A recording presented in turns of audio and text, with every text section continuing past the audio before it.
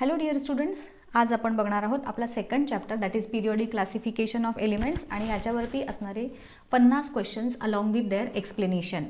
तुम्हाला जे एक सेट मिळालेला असेल काही स्टुडंट्सना एक PDF फॉर्मॅटमध्ये, तर त्याच्यामध्ये बऱ्याचशा चुका आहेत, प्रिंटिंग मिस्टेक्स ज्याला म्हणत आपण, तर त्याही करेक्ट करून मी इथं तुम्हाला एक्सप्लेन करायचा प्रयत्न केलेला आहे. एकदम सोप्या पद्धतीनं ह्या चॅप्टरवरचे जेव्हा क्वेश्चन्स येतील तर ते कसे सॉल्व्ह करायचे हे मी तुम्हाला आजच्या लेक्चरमध्ये सांगणार आहे. व्यवस्थित काळजीपूर्वक ऐका, तुम्हाला खूप फायद्याचं आहे हे जी आपली सिरीज चालू आहे ती.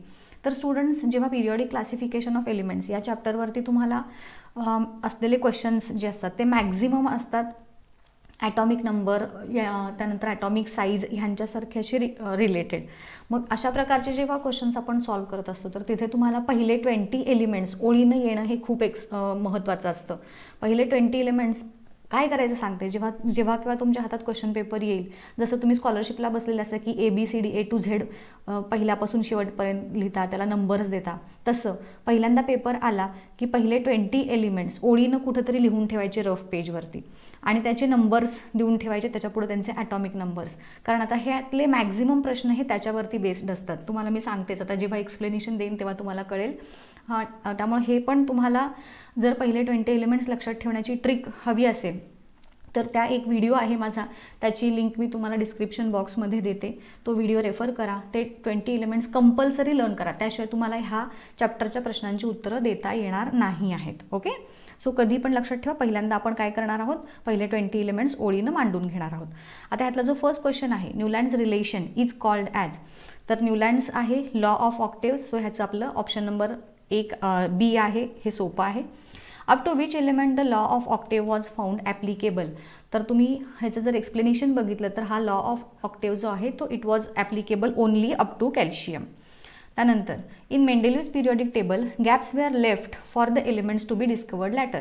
Which of the following elements found place in the periodic table, तर इथे 3 एलिमेंटची नावं तुम्हाला दिलेली आहेत.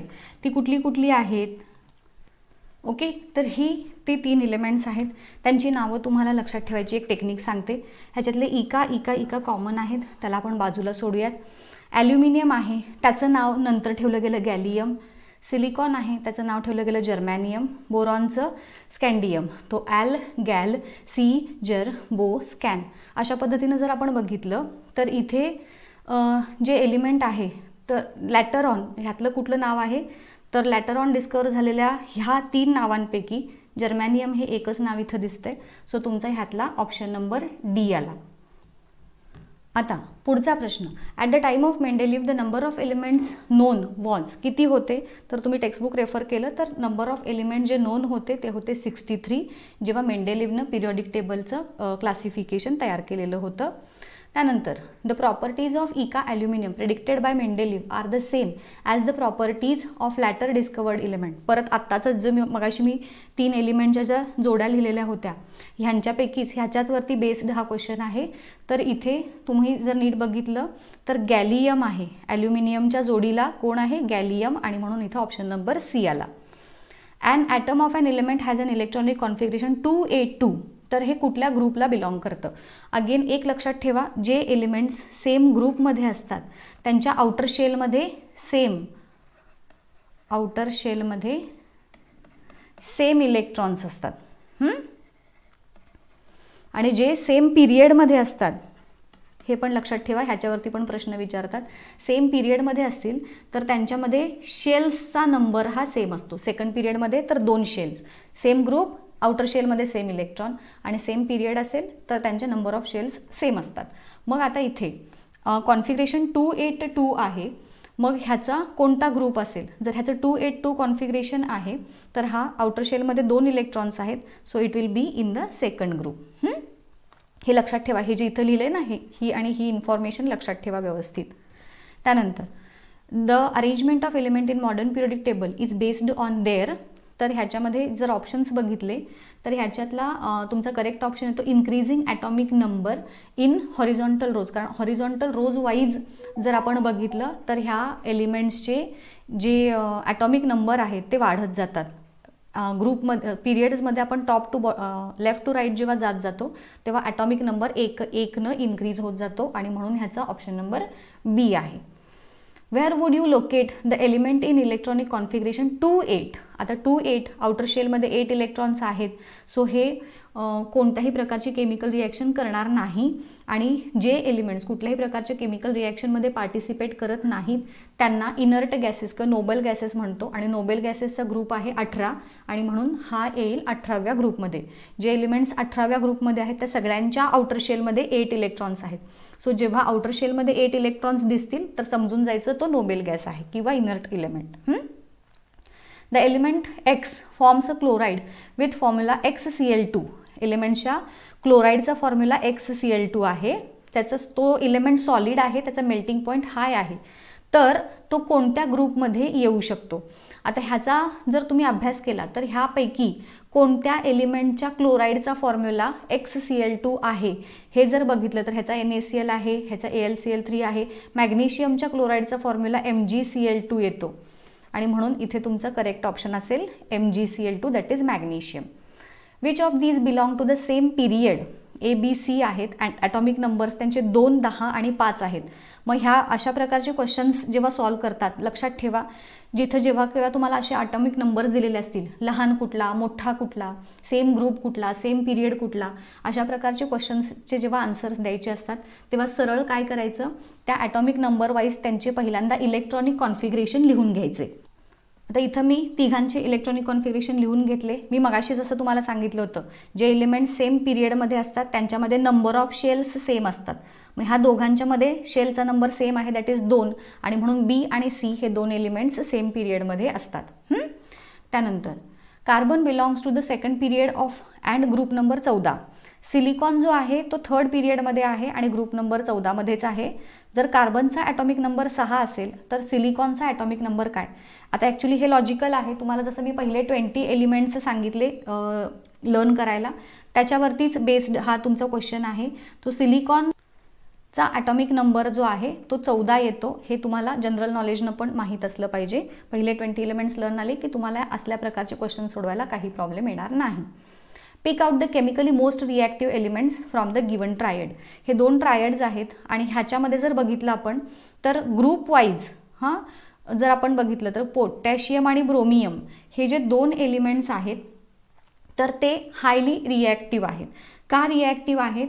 बिकॉज ह्याच्यामध्ये ह्या ट्रायडमध्ये LiNaK हे जर ट्रायड बघितलं तर पोटॅशियम शेवटी येतो, म्हणजेच ह्याची रेडियस ही जास्त आहे, ॲटॉमिक रेडियस, त्यामुळे त्याची इलेक्ट्रॉन डोनेट करण्याची टेंडन्सी ही जास्त आहे. आणि फ्लोरीन, क्लोरीन, ब्रोमिन यांच्यामध्ये पण जर आपण बघितलं तर ह्याच्यामध्ये सुद्धा ब्रोमिन जो आहे तो टॉप टू बॉटम म्हणजे ॲटॉमिक रेडियस ग्रुपमध्ये वरून खाली जाताना इन्क्रीज होत जाते. सो इथे ह्या प्रकारे ब्रोमिनची रेडियस आहे. सेम केस जी आहे ती पोटॅशियमची पण.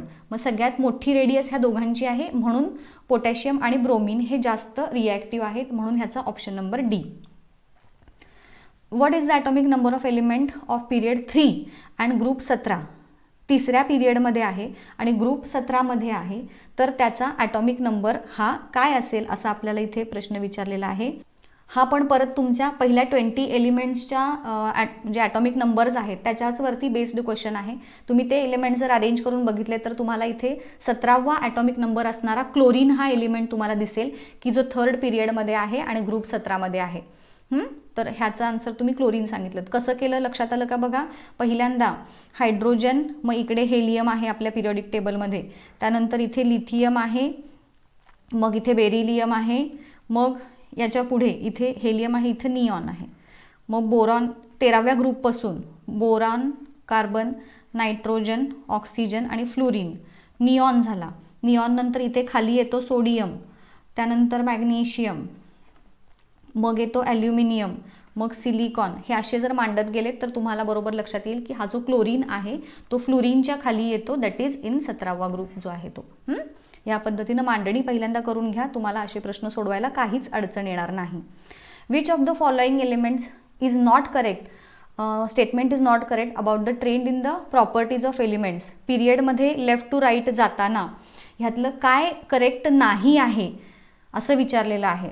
तर पिरियडमध्ये लेफ्ट टू राईट जाताना इलेक्ट्रॉन्स इझिली दिले जातात, हे ॲक्च्युली जे आहेत हे ट्रू नाही आहे. बिकॉज पिरियडमध्ये लेफ्ट टू राईट जेव्हा आपण जात असतो तेव्हा ॲटॉमिक साईज जो आहे तो कमी कमी होत जातो. म्हणजे लिथियमपेक्षा बेरिलियमचा ॲटॉमिक साईज जरा छोटा, त्याच्यापेक्षा बोरॉन जो आहे त्याचा जरा अजून छोटा, त्याच्यापेक्षा कार्बनचा अजून छोटा. अशा पद्धतीनं ॲटॉमिक साईज जो आहे तो कमी कमी होत जातो while going from left to right in a period. आणि जेव्हा ॲटॉमिक साईज कमी होतो तेव्हा इलेक्ट्रॉन्स इझिली डोनेट करणं हे अवघड जातं आणि म्हणून हे स्टेटमेंट रॉंग आहे. बाकीचे सगळे करेक्ट आहेत. त्यानंतर the elements A, B and C belong to group 1, 14 and 17 respectively. तर पिरियॉडिक टेबलमध्ये which of the following 2 elements will form ionic compound, असा आपल्याला इथे प्रश्न विचारलेला आहे. मी इलेक्ट्रॉनिक कॉन्फिगरेशन मांडून घेतलं जसं तुम्हाला मी मगाशी शिकवलेलं होतं.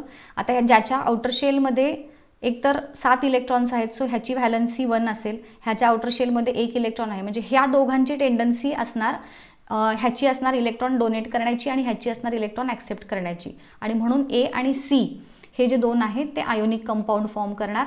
ह्याच्या आउटर शेलमध्ये 4 इलेक्ट्रॉन्स आहेत, सो इट विल टेंड टू शेअर इलेक्ट्रॉन आणि म्हणून हा कोव्हॅलंट कंपाऊंड फॉर्म करण्याची शक्यताही जास्त असते.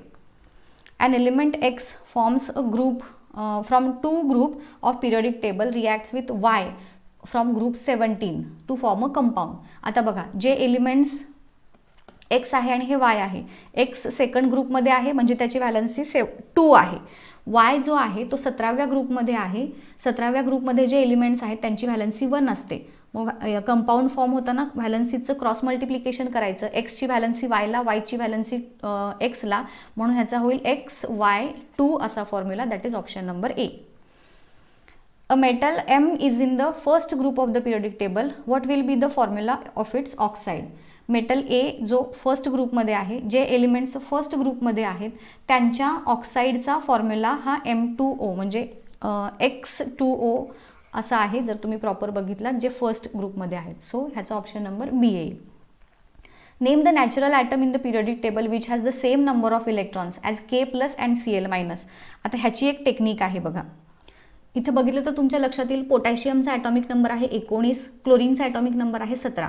बट जेव्हा K+ असतात म्हणजे त्याच्याकडे 1 इलेक्ट्रॉन एक्स्ट्रा आला म्हणजेच 18 इलेक्ट्रॉन झाले. क्लोरीनला 1 मायनस चार्ज आहे म्हणजे त्यानं 1 इलेक्ट्रॉन घेतलाय, मग 17मध्ये 1 इलेक्ट्रॉन वाढला म्हणजे ह्याचं पण 18 झाले.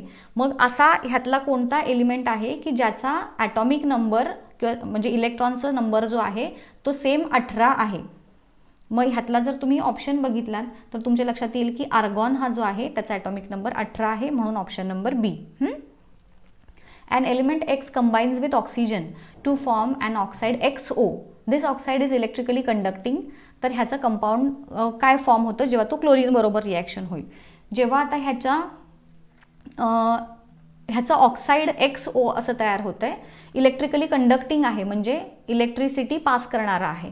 मग ह्याच्यातला जर क्लोरीन बरोबरचा ऑक्साईडचा फॉर्म्युला बघितला तर XO आहे आणि मग अशा हा जो कंपाऊंड आहे तो फर्स्ट ग्रुपमध्ये येतो आणि जे एलिमेंट्स फर्स्ट ग्रुपमध्ये येतात त्यांच्या क्लोराईडचा जो फॉर्म्युला आहे फर्स्ट नाही सेकंड ग्रुपमध्ये येतो आणि त्यामुळं ह्याच्या क्लोराईडचा जो फॉर्म्युला आहे तो आपला XCl2 असा होईल. That is option number C. Second ग्रुपमध्ये येतो. मॅग्नेशियम हा असू शकतो म्हणजे मॅग्नेशियम असेल किंवा बेरिलियम असेल, कॅल्शियम असेल. तर त्या सगळ्यांच्या ऑक्साईडचा फॉर्म्युला म्हणजे मॅग्नेशियमचा बघितलं तर MgO, त्यानंतर CaO. तर मग ह्यांचे हे इलेक्ट्रिकली कंडक्टिंग आहेत तर त्यांचं कंपाऊंडचं जेव्हा मॅग्नेशियमच्या ऑक्साईड क्लोराईडचा फॉर्म्युला बघितला तर MgCl2 आहे. सो अशा पद्धतीनं ह्याचं आन्सर येईल C. The element X has mass number 40 and contains 21 electrons. आता ह्याच्यामध्ये मास नंबर 40 आहे आणि 21 न्यूट्रॉन्स दिलेले आहेत. मग मास नंबर म्हणजे प्रोटॉन आणि न्यूट्रॉनचा नंबर असतो. मग ह्याच्यामध्ये असणारे नंबर ऑफ प्रोटॉन किती झाले? 19 झाले. बरोबर, 40 वजा 21 केलं की 19 आन्सर येईल आपलं. मग 19 ॲटॉमिक नंबर असणारा जो ॲटम आहे तो कोणत्या ग्रुपमध्ये प्रेझेंट असेल तर it will be present in group A. That is हा आपला पोटॅशियम आहे की ज्याचा ॲटॉमिक नंबर 19 आहे आणि पोटॅशियम आहे तो ग्रुप 1 मध्ये आहे. म्हणून परत बघा इथे तुम्हाला जोपर्यंत पहिले 20 एलिमेंट्स येत नाहीत ह्या कुठल्याच प्रश्नाचं उत्तर तुम्हाला देता येणार नाही. Which of the following given elements ABCDE ह्यांचे ॲटॉमिक नंबर दिलेत तर सेम पिरियडमध्ये कोणते आहेत. परत सेम प्रोसिजर फॉलो. आता इथं लॉजिक लावायचं थोडंसं. सेम पिरियडमध्ये जे आहेत त्यांच्यामध्ये नंबर ऑफ शेल्स असतात तर सेम असतात. मी मगाशी तुम्हाला सांगितलं. इथं 30 आहेत म्हणजे नक्कीच ह्याच्यामध्ये 2पेक्षा जास्त शेल्स आहेत, ह्याच्यामध्ये तर कमी आहेत. सो ह्या बी सी आणि डी ह्यांच्यामध्ये नंबर ऑफ शेल्स सेम आहेत, दॅट इज 2. आणि मग बी सी डी हा जो ऑप्शन आहे कुठला बी, तर तो तुमचा ऑप्शन करेक्ट असेल. The element A B C D have atomic number 9, 11, 17, 12 and 13 respectively. तर which pair of element belong to same group. आत्ता जसं तुम्हाला सांगितलं त्या पद्धतीनं ॲटॉमिक नंबरवरून त्यांचं कॉन्फिगरेशन मांडून घ्या आणि ते मांडून घेतल्यानंतर तुमच्या लक्षात येईल की ए आणि सी ह्यांच्या हे जे इलेमेंट्स आहेत ते सेम ग्रुपला बिलॉंग करतात, बिकॉज त्यांच्या आउटर शेलमध्ये नंबर ऑफ इलेक्ट्रॉन्स जे आहेत ते सेम आहेत. An element which is an essential constituent of all organic compounds. मग इलेमेंट सगळ्या ऑर्गॅनिक कंपाऊंडचा इसेन्शियल कंपोनंट कोण आहे तर कार्बन. म्हणजे तिथं कार्बनबद्दल विचारलेलं आहे. कार्बन कोणत्या ग्रुपमध्ये आहे तर it is present in group number 14. So option number B. A B C D ह्यांचे ॲटॉमिक नंबर्स दिलेत, परत सेम दिले बघा. सेम ग्रुप म्हणजे आउटर शेलमध्ये सेम नंबर ऑफ इलेक्ट्रॉन्स पाहिजेत आपल्याला. आणि परत कॉन्फिगरेशन जर मांडून घेतलं तुम्ही तर ह्याच्यामध्ये तुम्हाला दिसेल की ए आणि ई ह्यांच्या आउटर शेलमध्ये सेम नंबर ऑफ इलेक्ट्रॉन्स आहेत आणि त्यामुळं ते दोन्ही सेम ग्रुपमध्ये येतात. Which of the following is the outermost shell for elements in period 2. Second पिरियडमध्ये आहेत. मग same period number is equal to number of shell, म्हणजेच 2 शेल्स असल्या पाहिजेत आणि सेकंड शेलचा नंबर काय आहे एल. के पहिली शेल आहे, ही दुसरी, तिसरी आणि चौथी. सो सेकंड पिरियडमध्ये जे एलिमेंट्स आहेत त्यांच्यामध्ये एल शेल ही आउटर शेल असणार. Which one of the following elements exhibit maximum number of valence electrons. परत ह्या सगळ्यांचा तुम्हाला ॲटॉमिक नंबर माहीत असला पाहिजे. त्यांच्या ॲटॉमिक नंबरवरून प्रत्येकामध्ये असणारे व्हॅलन्स इलेक्ट्रॉन्स मी शोधून काढले. हे ह्या पद्धतीने आहेत. सोडियममध्ये 1 इलेक्ट्रॉन आहे आउटर शेलमध्ये, ॲल्युमिनियममध्ये 3 आहेत, सिलिकॉनमध्ये 4 आणि ह्याच्यामध्ये 5. So P will be the correct option. Which of the following gives the correct increasing order of the atomic radii. परत ॲटॉमिक रेडियसच्या इन्क्रीजिंग ऑर्डरप्रमाणे, म्हणजेच अगेन तुम्हाला ह्यांचे ॲटॉमिक नंबर्स माहीत असले पाहिजेत. ॲटॉमिक नंबर वाईज जर तुम्ही ह्यांना अरेंज केलं तर एक लक्षात घ्या, सेम म्हणजे ग्रुपमध्ये समजा आपण पहिल्यांदा म्हणूयात पिरियडमध्ये लेफ्ट टू राईट जाताना ॲटॉमिक रेडियस कमी होत जाते आणि ग्रुपमध्ये टॉप टू बॉटम जाताना ॲटॉमिक रेडियस वाढत जाते.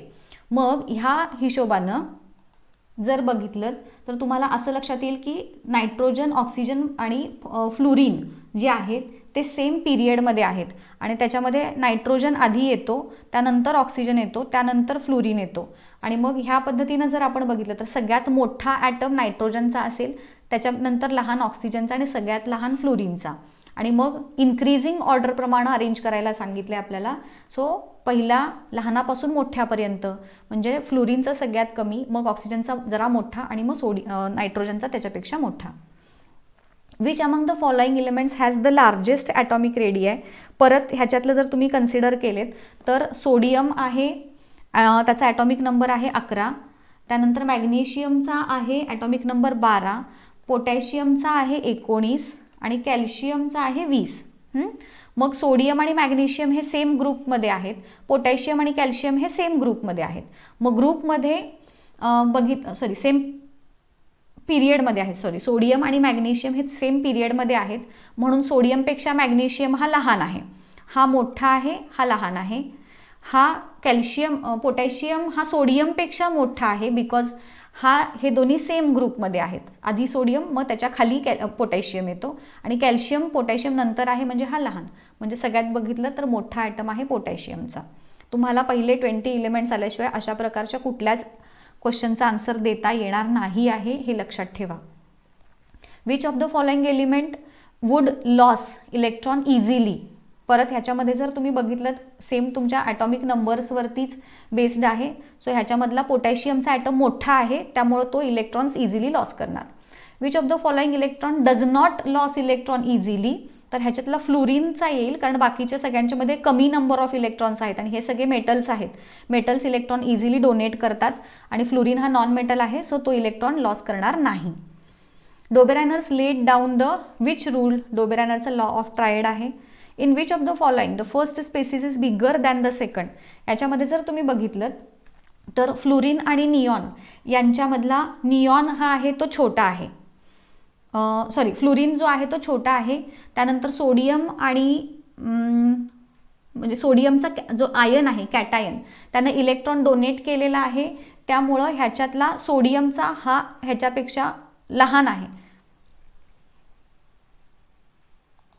या पद्धतीनं नॉर्मल सोडियमच्या ॲटममध्ये 11 इलेक्ट्रॉन्स असतात, त्यांना 1 इलेक्ट्रॉन डोनेट केल्यामुळं इलेक्ट्रॉन कमी झाला आउटर शेलमधला 10.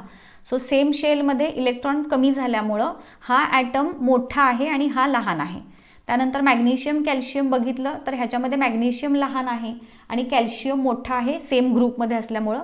आता क्लोरीन आणि क्लोरिनचा आयन ह्यांच्यामध्ये बघितलं तर क्लोरीनच्या आयननं एक मायनस चार्ज आहे, म्हणजे त्यानं इलेक्ट्रॉन ॲक्सेप्ट केला आहे. म्हणजे क्लोरीनच्या आउटर शेलमध्ये जर बघितलं किंवा त्याच्याकडचे जे इलेक्ट्रॉन बघितले तर 17 आहेत आणि Cl मायनसकडं 18 आहेत. सो ह्याच्यातला क्लोरीन हा आहे हा मोठा झाला. का मोठा झाला? बिकॉज ह्यानं काय केला, एक इलेक्ट्रॉन ह्याच्यातला, सॉरी इथं 18 नाही, इथं 16 झाले. एक इलेक्ट्रॉन त्यानं 18 झाले, एक इलेक्ट्रॉन त्यानं लूज ॲक्सेप्ट केला म्हणून. मग आता ह्याचा ॲटॉमिक नंबर वाईज जर आपण त्याचं कॉन्फिगरेशन बघितलं तर 287 येईल आणि ह्याचं कॉन्फिगरेशन बघितलं तर 288 येईल. याच्यामध्ये आउटर शेल जी आहे ती ह्याच्यामध्ये 8 इलेक्ट्रॉन्स आहेत आणि Clमध्ये आउटर शेलमध्ये 7 इलेक्ट्रॉन्स आहेत. मग तुम्ही म्हणाल आता ह्याच्यामध्ये तर 7 इलेक्ट्रॉन्स आहेत, ह्याच्यामध्ये तर 8 इलेक्ट्रॉन्स आहेत आणि तुम्हीच तर सांगितले की जेवढे नंबर ऑफ इलेक्ट्रॉन आउटर शेलमध्ये जास्त असतात तर तो ॲटम लहान असतो. बट इथं जेव्हा इलेक्ट्रॉन डोनेट ॲक्सेप्ट केलेला आहे ह्या क्लोरीनचा जो ॲनायन फॉर्म झाला आहे तर ह्याची जर आपण ॲटॉमिक रेडियस पाहिली तर नुसत्या क्लोरीनची ॲटॉमिक रेडियस आहे साधारण 99 पिकोमीटर आणि ह्याची बघितली तर 181. मग ह्याचं मागचं रिझन काय, तर जेव्हा इलेक्ट्रॉन इथं वाढला पण ह्याच्यामध्ये प्रोटॉन्स जे आहेत ते तर नंबर ऑफ प्रोटॉन सेमच आहेत, बरोबर. प्रोटॉन वाढत नाहीत, फक्त इलेक्ट्रॉन वाढतात आणि त्यामुळं ह्या केसमध्ये फोर्स ऑफ अट्रॅक्शन कमी होतो आणि म्हणून ह्याची ॲटॉमिक रेडियस ही मोठी आहे आणि ह्याची लहान आहे आणि म्हणून हा ऑप्शन तुमचा येईल. त्यानंतर X and Y are the 2 elements having similar properties, तर ते ल्युलँडचं लॉ ऑफ ऑक्टेव्स ओबे करतात. तर maximum electrons between X and Y हे किती आहेत हे जर काढतो आपण तेव्हा सरळ मांडून घ्यायचे. 1 पासून इथे 7 असतील आणि 8वा इलेमेंट पहिल्याच्या खाली. मग ह्या पद्धतीनं जर बघितलं तर एक्स आणि वायमध्ये इथं दोघांच्या मध्ये किती इलेक्ट्रॉन्स आले तर 6 आले, कारण एक्स हे पहिलं आहे आणि वाय हा 8वा आहे. मग कारण ह्यांच्यामध्ये मग किती इलेमेंट आले, पहिला सोडला हा सोडला, मधले आले एकूण 6. सो 6 आणि 13 म्हणजे परत पुढच्या जोडीमध्ये जर आपण बघितलं हे वाढवत वाढवत गेलो तर पुढं जो आहे तो ह्या दोघांच्या मधला नंबर जो आहे तो 14 येतो. म्हणजे त्या दोघांच्या मध्ये परत 13 एलिमेंट्स आले. म्हणजे इथं जर आपण अशा पद्धतीनं मांडून घेतलं तर इथे पहिले 7 झाले, 8वा इथं खाली आला. पुढं मी 9, 10, 11, 12 मांडत गेले तर 16वा इथं खाली आला. प्रत्येक 8व्या इलेमेंटच्या प्रॉपर्टीज पहिल्यासारख्या आहेत ना.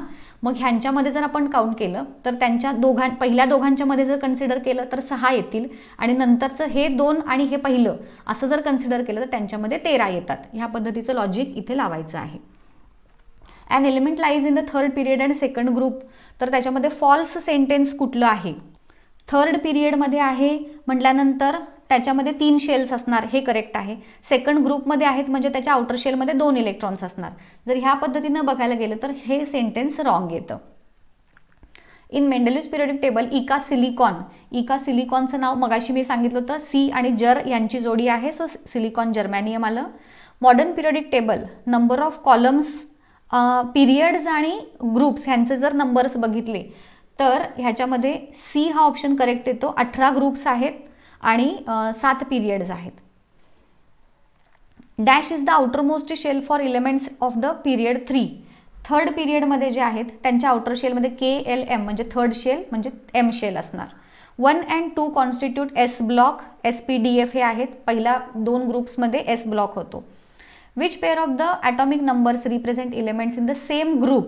सेम ग्रुपमध्ये असणाऱ्या एलिमेंटच्या आउटर शेलमध्ये सेम नंबर ऑफ इलेक्ट्रॉन्स असतात आणि जर तुम्ही ह्यांच्या ॲटॉमिक नंबर्स बघितले आणि त्यांचं जर कॉन्फिगरेशन बघितलं तर तुमच्या असं लक्षात येईल की हे जे 2 ॲटॉमिक नंबर्स आहेत त्यांच्या आउटर शेलमध्ये सेम नंबर ऑफ इलेक्ट्रॉन्स येतात. सो मी इथे तुमच्या उदाहरणासाठी मांडून दाखवलेलं आहे. 11 आणि 19 असतील तर ह्याच्या आउटर शेलमध्ये 1 आणि ह्याच्या आउटर शेलमध्ये 9, सो सेम ग्रुपमध्ये नाहीत. ह्याच्या बघितलं 6 आणि 14चं तर ह्याच्या आउटर शेलमध्ये 4 आणि ह्याच्या पण आउटर शेलमध्ये 4 आहेत इलेक्ट्रॉन्स, सो हे दोन्ही सेम ग्रुपमध्ये बिलॉंग करतात.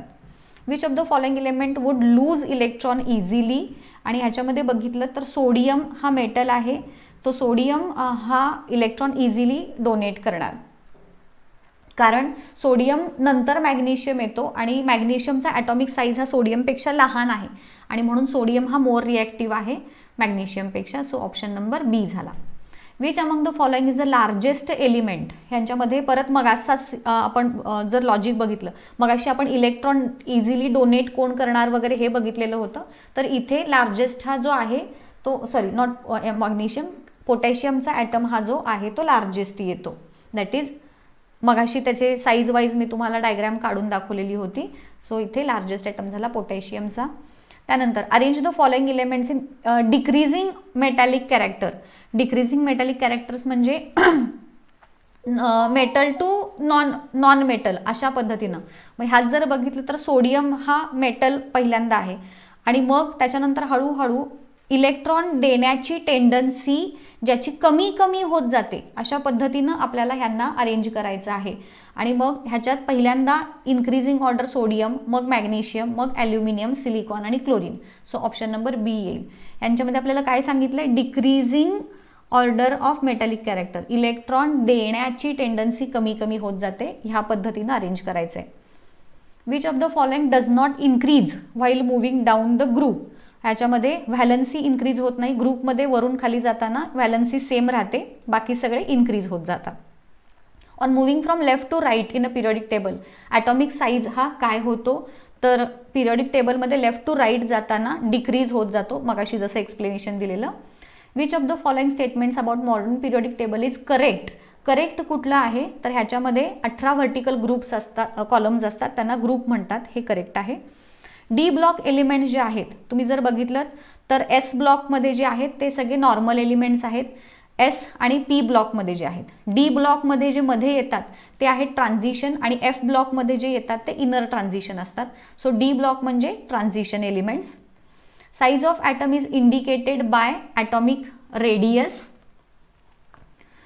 Dash is the distance between nucleus and outermost shell, तर ॲटॉमिक रेडियस हे डिस्टन्स आहे.